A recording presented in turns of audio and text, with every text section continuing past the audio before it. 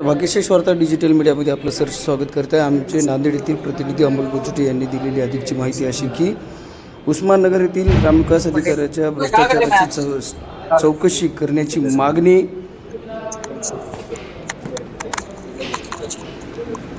भारतीय शेतकरी कामगार पक्षाचे जिल्हा चिटणीस बालाजी इसादकर यांनी मुख्य कार्यकारी अधिकारी जिल्हा परिषद नांदेड यांच्याकडे निवेदनाद्वारे केलेली आपण पाहू शकता. या ठिकाणी ग्रामविकास अधिकारी D.A. शिंदे यांच्या कथित भ्रष्टाचाराची चौकशी करून त्यांना निलंबित करण्याची मागणी या ठिकाणी केलेली आहे. आपण जाणून घेऊया सविस्तर. नांदेड येथील जाहिराती बातम्यांसाठी आमच्याशी संपर्क साधा. तात्काळ त्यांचे बदली व्हायला पाहिजे.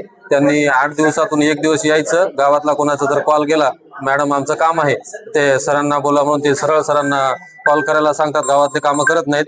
तर मी सांगितलं मॅडम गावात या, चेक काढू आपण, एखादं छोटं मोठं नालीचं काम आहे ते करायचंय आपल्याला, अकाउंटला पैसे नाहीत म्हणायचं आणि ह्याला पैसे द्यायचे त्याला पैसे द्यायचे असं लेखी दाखवायचं आणि जोरात बोलून काढून पैसे घेऊन जायचे. किती वर्षापासून जवळपास त्यांना 8 वर्षापासून गावामध्ये कार्यरत आहेत आणि ते जवळपास 3 वेळेस त्यांची बदली झालेली आहे. तरी ते व्हिडिओचं ऐकत नाहीत, संघटनेचं ऐकत नाहीत. गावातल्या प्रतिष्ठित नागरिकांनी 2-3 जणांनी सांगितलं, ते कोणाचंच ऐकायला तयार नाही. आणि त्यांना मी पण सांगितलं की बाबा गावातून सोडून जा मॅडम, पूर्ण गाव तुमच्या विरोधात आहे, गावातले कामं होत नाहीत, तुम्ही गावात नीट टाइमवर येत नाहीत. तर त्यांचं म्हणणं आहे की माझे 20 लाख रुपये तुम्ही द्या, मी गाव सोडून जातो. आणि काही बोललं तर त्यांची सरळ 353 आणि 376 ह्या धमक्या चालू आहेत आम्हाला. गावाचं नाव सांगा, काय इथे येण्याचं काय? इथं जिल्हा परिषदला शिव मॅडम कडे येण्याचे एकच कारण आहे की मी उस्माननगर तालुका कंधार जिल्हा नांदेड या गावातून आहे. जवळपास गावाची लोकसंख्या 10 ते 12 हजार आहे. आमची सदस्य संख्या ग्रामपंचायतची 15 आहे. गावामध्ये आज जर विचार केला तर आज एकही थेंब पिण्याच्या पाण्याचा नाही. आज टँकर सुरू केले तर जवळपास 5 टँकर रोज चालतात. आज जवळपास 40 कोटीची संयुक्त पाणी पुरवठा योजना आहे. 3 वर्ष झाले एक थेंब पाण्याचा नाही. फक्त यांचं काय, 15 वित्त आयोगाचा निधी आणायचा, त्याच्यातला भ्रष्टाचार करायचा आणि आपलं घर कसं भरून घ्यायचं. आणि कोणी काही म्हणलं की त्याला धमक्या द्यायच्या. मग तू बघतो, तू तंगडे तोडतो, तू लई शाना झालास काय, आमची लई वरीपर्यंत पोहोच आहे, आमदार आहेत, आमच्या मंत्रालयात पोहोच आहे, म्हणजे इथपर्यंत धमक्या द्यायचं. माझ्याकडे पुरावे आहेत. व्हिडिओ सर मी काय म्हणलोय, पहिलेही सांगितलं की व्हिडिओला काहीतरी जात असेल.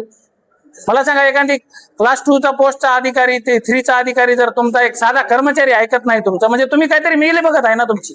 म्हणजे पैसे 20 लाख रुपये द्या, म्हणजे काय शासनाचा GR आहे का बाबा? ज्या गावात ग्रामसेवक जाणार आहे त्याच्यासोबत शासनाचा 20 लाख रुपये तुझ्या संसारासाठी वापरायला द्यायला, तिथं ड्युटी कर आणि ते 20 लाख रुपये घरला घेऊन जाय. पगार नाही का त्यांना? 80-80 हजार पगारी आहेत. बदली होऊन 3 ऑर्डर आहेत. 2022 ला बदली झाली. मी 2 बीडीओ साहेबाला सांगितल्यावर अशी निवेदन दिल्यावर ऑर्डर काढली, तर बीडीओच्या आदेशाला खेळाची टोपली आहे.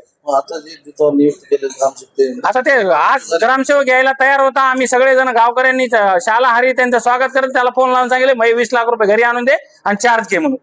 म्हणजे इथपर्यंत मजुरी एका कर्मचारीची. मुख्य अधिकारी आज शिव मॅडम कडे आलो होतो, शिव मॅडम नाहीत. ऍडिशनल शिव साहेबांना आम्ही निवेदन दिलेलं आहे. त्यांनी बीडीओ साहेबांना फोनवर संवाद साधलेला आहे. आता बघू त्याच्यावर काय कारवाई होते.